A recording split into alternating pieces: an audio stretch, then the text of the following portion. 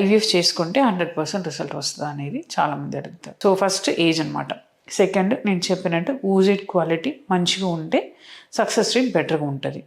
So కొందరికి PCOS problem ఉన్న వాళ్ళకి, కొందరు నంబర్ ఆఫ్ ఎగ్స్ తక్కువ ఉన్న వాళ్ళకి ఎగ్ క్వాలిటీలో కొంచెం ఇష్యూ ఉండొచ్చు. And then sperm parameters, sperm quality కూడా అంటే కౌంట్, మొటిలిటీ, దాన్ని బట్టి కూడా ఇంపార్టెంట్. దాన్ని బట్టి కూడా మనకి సక్సెస్ రేట్ అనేది ఉంటుంది అనమాట. ఇన్ కేస్ స్పోమ్ ప్రాబ్లం అంటే DNA ఫ్రాగ్మెంటేషన్ ఇండెక్స్ అనేది ఎక్కువ ఉన్న వాళ్ళు కూడా కొంచెం సక్సెస్ రేట్ అనేది తక్కువ వస్తుంది. ఇంకొకటి ఎంబ్రియో ఫ్యాక్టర్స్, ఎంబ్రియో గ్రేడ్ ఎలా ఉన్నాయనేది కూడా చూసుకోవాలి. అండ్ దెన్ ఎంబ్రియోస్లో కూడా మళ్ళీ అగైన్ Day 3, Day 5 బేబీస్ అని ఉంటాయి. Day 3 బేబీని కంపేర్ చేసుకుంటే Day 5 బేబీ బ్లాస్టోసిస్ట్కి సక్సెస్ రేట్ అనేది బెటర్గా ఉంటుంది.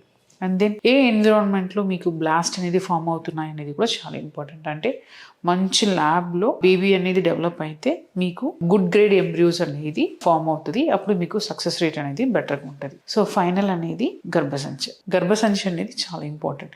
గర్భసంచిలో లైనింగ్స్ అనేది కరెక్ట్గా రావాలి. Nice proper triple line 8 mm thickness వస్తే ద సక్సెస్ రేట్ అనేది బెటర్గా ఉంటుంది. సో ఇదే కొన్ని ఫ్యాక్టర్స్ అనమాట. సో ఈ ఫ్యాక్టర్స్ బట్టి మీకు సక్సెస్ రేట్ అనేది డిపెండ్ అయి ఉంటుంది.